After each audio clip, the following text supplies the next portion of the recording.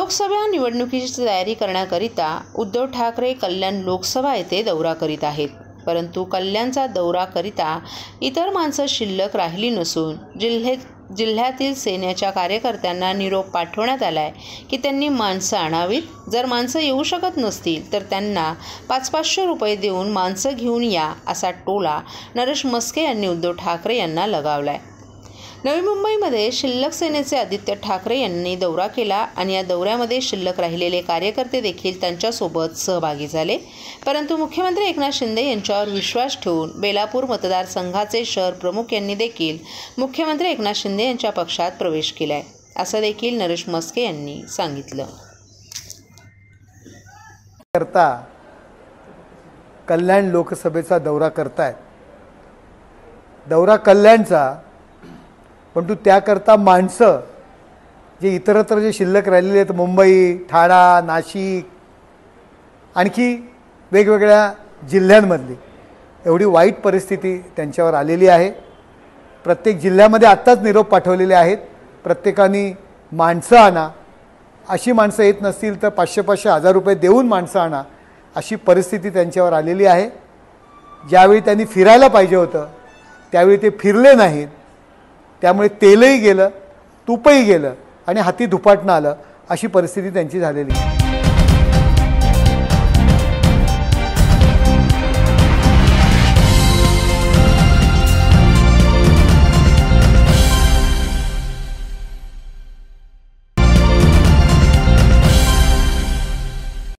छत्तीस जिल्ह्यांमध्ये एकाच दिवशी 15 पक्षांची वज्रमूठ करत ठाण्यात 14 जानेवारी रोजी होणार महायुतीचा महामेळावा संपन्न.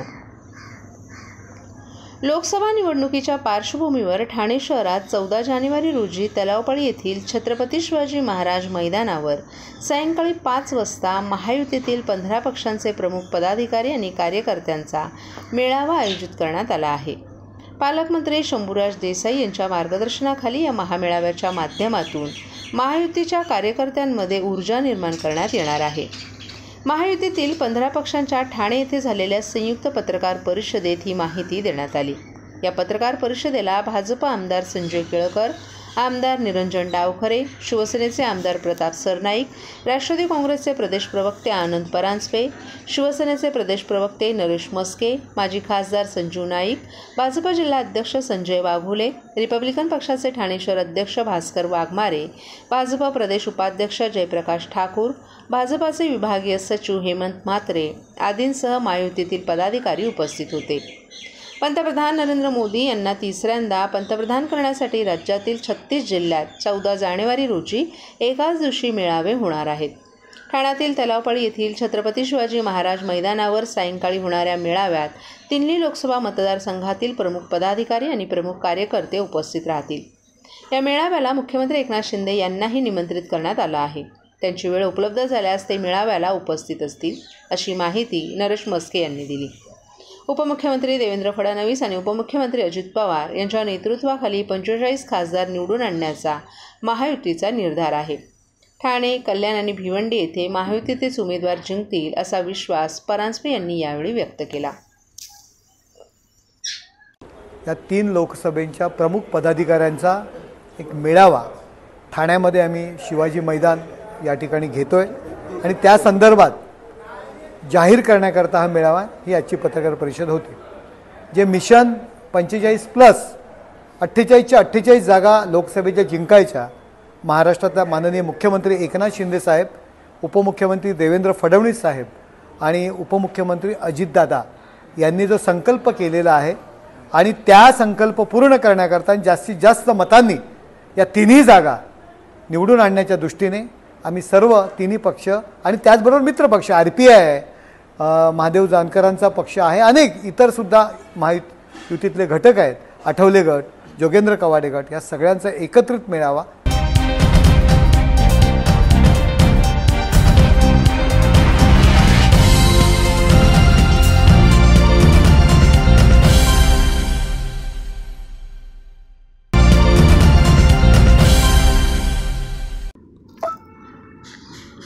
पोलीस ठाण्यात दाखल गुन्ह्यातील हस्तगत 9,35,00,000चा मुद्देमाल तक्रारदारांना हस्तांतरित. विविध पोलीस ठाण्यात दाखल गुन्ह्यातील हस्तगत मुद्देमाल मूळ तक्रारदारांना पोलिसांनी आज परत केला। वरिष्ठ पोलीस अधिकारी यांच्या उपस्थितीत 9,35,38,445 रुपयांचा हस्तगत मुद्देमाल तक्रारदारांना परत देण्यात आला। आज मुद्देमाल अभिहस्तांतरण कार्यक्रमाचं आयोजन करण्यात आलं होतं। यावेळी ठाणे आणि भिवंडी परिमंडळातील पोलीस ठाण्यांमध्ये दाखल विविध गुन्ह्यांमधून हस्तगत केलेला एकूण 9,35,38,445 इतक्या किमतीचा मुद्देमाल तक्रारदारांना परत करण्यात आला। यामध्ये 2,20,20,000 रुपये किमतीची सोनसाखळी आणि इतर सोन्याचे दागिने परत करण्यात आले। या गुन्ह्यांसोबत मोटार वाहन चोरीच्या गुन्ह्यातील 2,97,50,000 रुपये किमतीच्या दुचाकी आणि इतर वाहनं तक्रारदारांना परत करण्यात आली। तसंच इलेक्ट्रॉनिक वस्तूंच्या गुन्ह्यातील 28,28,000 रुपयांचा मुद्देमाल परत करण्यात आला। प्रॉपर्टी मिसिंगच्या गुन्ह्यातील 1,57,85,000चा तर मोबाईल चोरीच्या गुन्ह्यात हस्तगत 15 लाखांचा मुद्देमाल पोलिसांनी तक्रारदारांना परत दिला। विविध गुन्ह्यात हस्तगत केलेली 1,07,91,000ची रोकड आणि इतर गुन्ह्यात हस्तगत 1,08,71,000चा मुद्देमाल देखील पोलिसांनी तक्रारदारांना परत केला।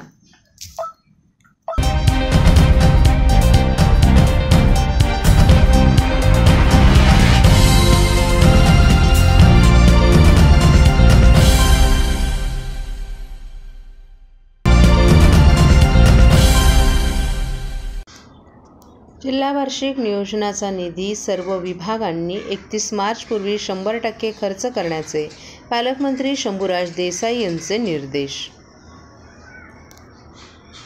सन 2023-24 या आर्थिक वर्षातील जिल्हा नियोजन अंतर्गत प्रशासकीय मान्यता 72% देण्यात आल्या असून आत्तापर्यंत खर्चाचं प्रमाण 38% आहे। मात्र 31 मार्च 2024 पूर्वी सर्व विभागांनी जिल्हा वार्षिक नियोजनाचा निधी 100% खर्च करावा असे निर्देश पालकमंत्री शंभूराज देसाई यांनी दिले आहेत। जिल्हा वार्षिक नियोजन समितीची बैठक पालकमंत्री शंभूराज देसाई यांच्या अध्यक्षतेखाली जिल्हा नियोजन भवन येथे संपन्न झाली, त्यावेळी ते बोलत होते। यावेळी आमदार महेश चौगुले, रईस शेख, किसन कथोरे, डॉक्टर बालाजी किनीकर, कुमार आयलानी, गणपत गायकवाड, प्रमोद पाटील, रमेश पाटील, गीता जैन, जिल्हाधिकारी अशोक शृंगारे, ठाणे जिल्हा परिषदेचे मुख्य कार्यकारी अधिकारी मनोज जिंदल, ठाणे महापालिकेचे आयुक्त अभिजित बांगर, नवी मुंबई महापालिकेचे आयुक्त राजेश नार्वेकर, कल्याण डोंबिवली महापालिकेचे आयुक्त डॉक्टर इंदुराणी जाखड, मीरा भाईंदर महापालिका आयुक्त संजय काटकर, उल्हासनगर महापालिकेचे आयुक्त अजित शेख, भिवंडी महापालिकेचे आयुक्त अजय वैद्य, अप्पर जिल्हाधिकारी मनीषा जायभाये धुळे, निवासी उपजिल्हाधिकारी सुदाम परदेशी, जिल्हा नियोजन अधिकारी वैभव कुलकर्णी यांच्यासह विविध शासकीय विभागांचे विभाग कार्यालय प्रमुखही उपस्थित होते। ठाणे जिल्ह्यातील विविध विकास कामांचा आराखडा तयार करून त्यावर होणाऱ्या खर्चाच्या अनुषंगानं जिल्ह्याच्या सर्वांगीण विकासासाठी जिल्ह्याचा नियतव्यय ठरत असल्याचं पालकमंत्री देसाई यांनी सांगितलं। त्यात मागील वर्षी 2023-24साठी वाढीवसह 750 कोटींच्या आराखड्यास मंजुरी देण्यात आली। यंदाच्या वर्षी जिल्ह्यातील कामांची निकड, कामांची आवश्यकता आणि लोकप्रतिनिधींची मागणी याचा विचार करून 1,016 कोटींचा एकत्रित जिल्हा नियोजन आराखडा शासनाला सादर करण्यात येणार आहे। जिल्ह्याच्या ग्रामीण आणि शहरी भागाच्या विकासासाठी जिल्हा नियोजन समितीद्वारे मिळणारा निधी अत्यंत महत्त्वाचा असतो। ठाणे जिल्ह्यासाठी राज्यस्तरीय बैठकीत 2022-23साठी 618 कोटी इतका नियतव्यय मंजूर करण्यात आला। तर 2023-24साठी 478 कोटी 63 लाखांच्या प्रारूप आराखड्यास जिल्हा नियोजन समितीच्या बैठकीत मंजुरी देण्यात आली। यामध्ये गावांसाठी 272 कोटी तर बिगर गावांसाठी 182 कोटींची तरतूद करण्यात आली आहे। त्यामुळे एकंदर सुमारे 140 कोटींची घट झाल्याचं दिसून आलं। त्यानंतर ठाणे जिल्ह्याचा नियतव्यय 902 कोटी इतका वाढून मिळावा यासाठी राज्यस्तरीय बैठक करण्यात आली। यावेळी वाढीव निधीसह 750 कोटींच्या आराखड्यास शासनानं मंजुरी देण्यात आली। त्यात सन 2023-24च्या मंजूर कामांपैकी 72% कामांना प्रशासकीय मंजुरी देण्यात आली असून आत्तापर्यंत 38% खर्च झालाय। तसंच उर्वरित प्रशासकीय मंजुरी तात्काळ देण्याचे आदेश प्रशासनाला दिले असल्याची माहिती पालकमंत्री शंभूराज देसाई यांनी दिली। 24 या वित्त वर्षातील प्रशासकीय मान्यता आणि खर्च याचा प्रामुख्याने आज मी आढावा घेतला। एकूण सन 23-24च्या कामांपैकी 72% कामांना प्रशासकीय मान्यता दिलेल्या आहेत आणि खर्च झालेल्या रकमेचं प्रमाण हे 38% आहे। परंतु उर्वरित ज्या प्रशासकीय मान्यता आहेत त्या तात्काळ लवकर देण्याचे आदेश आजच्या बैठकीमध्ये मी दिले आणि खर्चाचंही प्रमाण, कारण आता जसे जसे पूर्वीची कामं झालीत त्यांची देयकांचे प्रस्ताव येतात त्याप्रमाणे निधी वर्ग केला जातो, पण एकही काम हे 31 मार्चच्या निधी परत जाणार नाही, पूर्ण 100% निधी खर्च केला जाईल अशा पद्धतीचे सक्त निर्देश आज प्रशासनाला या ठिकाणी मी दिलेले आहेत।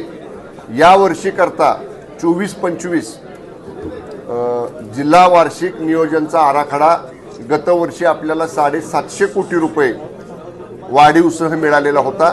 यंदा शासनानं 635 म्हणजे दरच वर्षी तसं असतं 635 कोटीचा आराखडा करायला सांगितलेला आहे, पण त्याच्या अगेन्स्ट जिल्ह्यातल्या कामाची निकड, जिल्ह्यातल्या कामांची आवश्यकता, लोकप्रतिनिधींची मागणी या सगळ्याचा विचार करून आजच्या बैठकीमध्ये 1016 कोटी रुपयांचा एकत्रित जिल्हा नियोजनचा आराखडा शासनाला एवढा निधी मिळावा याची विनंती करणारा आराखडा आज आपण जिल्हा नियोजन समितीनं त्याला संमती दिली। उद्याच माननीय उपमुख्यमंत्री आणि वित्तमंत्री अजितदादा पवार साहेबांकडे राज्यस्तरीय वित्त नियोजन समितीची बैठक आहे, ज्याच्यामध्ये प्रत्येक जिल्ह्यातल्या प्लॅनवरती पालकमंत्री त्या जिल्ह्यातले आमदार खासदार यांच्याबरोबर चर्चा होते। परंतु उद्याच्या बैठकीला सगळ्यांना ऑनलाईन उपस्थित राहायचे आदेश मंत्रालय स्तरावरून असल्यामुळं मी मंत्रालयात आहे, मी स्वतः मान्य दादांच्या बरोबर चर्चा करेन, मी जाईन त्या ठिकाणी, परंतु सगळे लोकप्रतिनिधी हे ऑनलाईन उपस्थित राहतील आणि जेवढी मागणी आम्ही केलेली आहे ती मागणी जिल्ह्याच्या पदरात पडेल या दृष्टीनं उद्या माझं सकारात्मक प्रेझेंटेशन सादरीकरण माननीय वित्तमंत्र्यांच्याकडे मी